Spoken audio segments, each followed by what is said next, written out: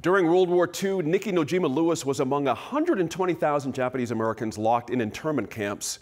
There was one in Santa Fe, and that's where the government sent Nojima Lewis's father after arresting him during her 4th birthday party. She and her mother were sent to Idaho. She now lives in Albuquerque and creates plays based on the Japanese American experience. Recently, she joined a protest at Fort Sill in Oklahoma, another wartime camp which Nojima Lewis adamantly refers to as concentration camps. There are plans to use the site again soon to house young migrants. She spoke with NMIF correspondent Megan Kamerick. Nikki, thank you for joining us on New Mexico in Focus. Thanks for having me, Megan. How does your experience of incarceration during World War II compare to what we're seeing and hearing about in the news today about detention centers for migrants who are crossing the border? Well, I think the short answer is that shortly after the announcement about Fort Sill, I was watching a news broadcast and I saw George Takei talking. Fort Sill would be used as a place to house migrant children. Yes, where I was part of a demonstration on July 22nd. June 22nd, right? That's right. Yes. Thank you. So I'm sorry, you were watching George Takei? June 22nd, 2019. At any rate, this was just a few days before I impulsively decided to go to Oklahoma, because when I saw George Takei, who I know slightly, you know, as being part of the Japanese American community, when he started talking about his childhood in camp during World War II, and how at least he was with his family, I suddenly said to my friend that I was watching the program with, well, hey, you know, I've had a childhood in camp, but my father was taken away, and although, you know, I was with my mother in a concentration camp in Minidoka, Idaho, in the desert of Minidoka, Idaho, one of 10 War Relocation Authority camps. But I suddenly decided that I had heard about a demonstration in Oklahoma, and I called a few friends of mine, one of them who sent me a flyer, a call to action flyer, and on it I saw many familiar names, people from my Seattle days. In fact, 2 young people, one of whom had been in my theater company in 1985, and her then younger brother, and they were part of the organizers of this protest. So I just impulsively decided to go. But I think it links way, way back to 1942. What was it like for you and your mother when you're in this detention center in Idaho, or concentration camp? Well, Pearl Harbor Day is my 4th birthday, and so we were first picked up and moved, my community in Seattle, in April of 1942, and moved to a temporary camp. And at that time, temporary meant wherever you could house maybe 1,000 or more people. So we were at the Washington State Fairgrounds, where we lived in horse stalls or underneath the grandstand where there were cots, you know, as far as you can see, or in newly built barracks where the wood was so green that the wood would shrink in the spring rains, and by the summer heat came on, the boards would have shrunk so that there were gaps so large that all kinds of creepy crawlies would be your roommates. And in California, for instance, people were housed at Santa Anita Racetrack. In Portland, Oregon, they were at the exhibition stockyards. So that was my first experience. But as to what I truly remember, you know, being 4 years old, it's hard now to differentiate because I've been taking so many oral histories. I have had so many conversations about these experiences that I think basically my memories are sense memories. I do remember crying in the barracks. I remember shouting and fights between people. And I do remember a lot of misery. I remember the weather, 10 below in the winter, where my mother made me a mask out of an army blanket with holes, you know, for eyes and nostrils and a slit for a mouth, and 105 degrees in the summer. What do you think the lasting impacts were for you, for people like you, of these experiences? Well, I've often said, and many of the people who've had the same experience have agreed, that 120,000 of us have PTSD. And of course, that term wasn't even invented at the time.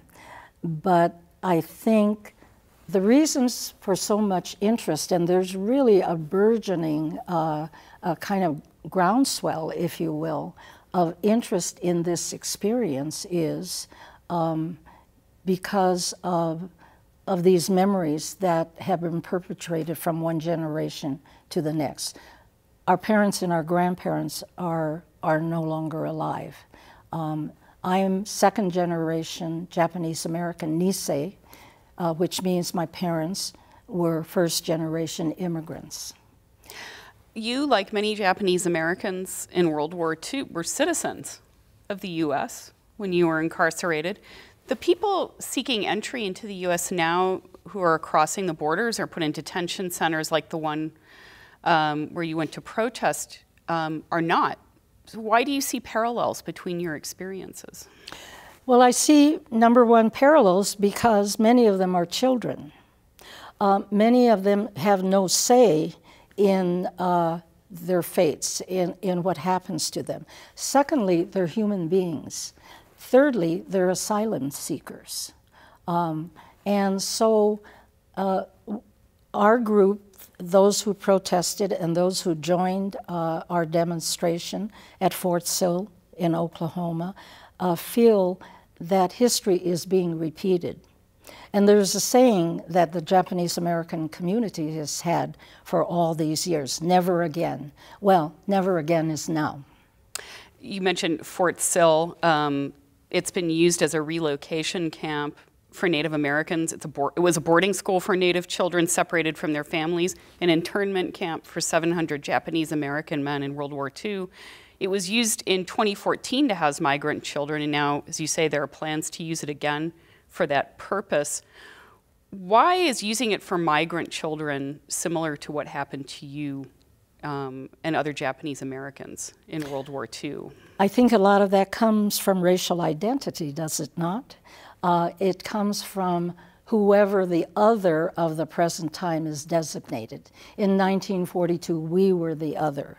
Although we were American citizens, and our parents would have become American citizens if it hadn't been for Asian exclusion laws.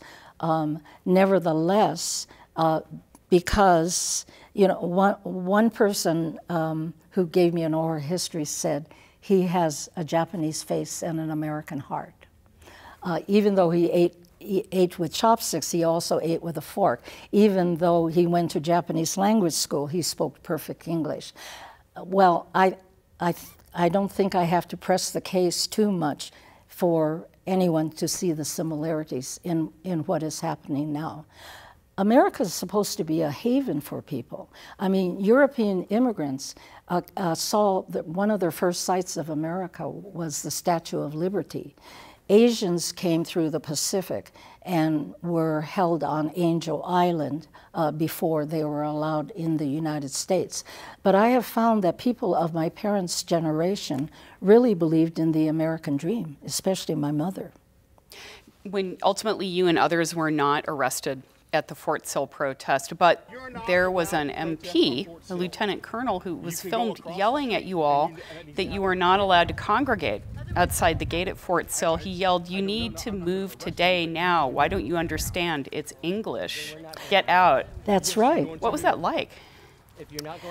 We were stunned. Prior to that, when he first approached us, and this demonstration was very well planned to be nonviolent and non-confrontational. We had actually asked for permission to hold this commemoration at Fort Sill. And it wasn't until the evening before, the evening I arrived on Friday, that a letter was received saying that permission was not granted. That was at that time in the lobby of the motel we were staying at that we decided on civil disobedience. And there were 6 of us who were children in the camps, in various camps, who were asked if we would be willing to be arrested. So what we had planned was we were called the elders. Well, when I first got there and Mike Ishii, one of the organizers, was talking about elders, I said, elders, who's the elder? And they pointed at me, and then I realized that, because I thought I was going to Fort Sill to be an anonymous person in the crowd to give support. And then all of a sudden, I find myself in the front line of a demonstration at Fort Sill, giving a press conference where each one of us, we decided, would give a very short statement, primarily on being a child in a concentration camp. And that's when, right after I spoke, I said, my 4th birthday is Pearl Harbor Day. Hours after the attack on Pearl Harbor in Honolulu, in Seattle, Washington, the FBI were at our door, and they removed my father, interrupted my birthday party. So now that you were called upon to take a role and speak out, there are more protests planned at Fort Sill and elsewhere. Are you going to take part? I plan to take part whenever I can.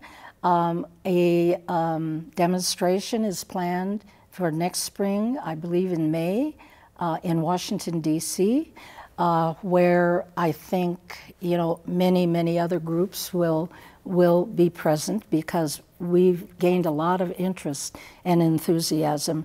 And it's not just us. This is linked into a big cause about the welfare of children and families. And they've been separated. At least most of us were with our families. Nikki, you spent most of your life in theater and artistic pursuits, collecting oral histories, sort of being in the background. What prompted you? Why now step forward? What prompted you to do that? It must have been the right time, because, as I said, it was very impulsive. It was seeing George Takei talk about his childhood in a camp, and I also think it links to, of course, many other experiences and things I've felt. As a child growing up in Chicago after camp, I was much more Europeanized. My mother and my uncle were the only Japanese people I was around growing up in Chicago. But I had many. Part of my neighborhood was Jewish. I knew many people, refugees from the Holocaust. My piano teacher was a former conductor of the Vienna State Opera. And I think before I knew anything about the Japanese-American experience, I never saw a face like mine on a cover of a magazine. Or if I saw somebody like me in a movie, it was in a servant role or some kind of a stereotype role. So I think Anne Frank was my first guideline, and then the Black Civil Rights Movement and Rosa Parks and the Mississippi Freedom Riders. So I just think, and I think I said this in one of the interviews in Lawton, Oklahoma, that I guess it was just my time, because it felt very right. And I didn't think, even though there was a risk of being arrested, I didn't feel that that was such a great risk compared to the risks many other people have taken.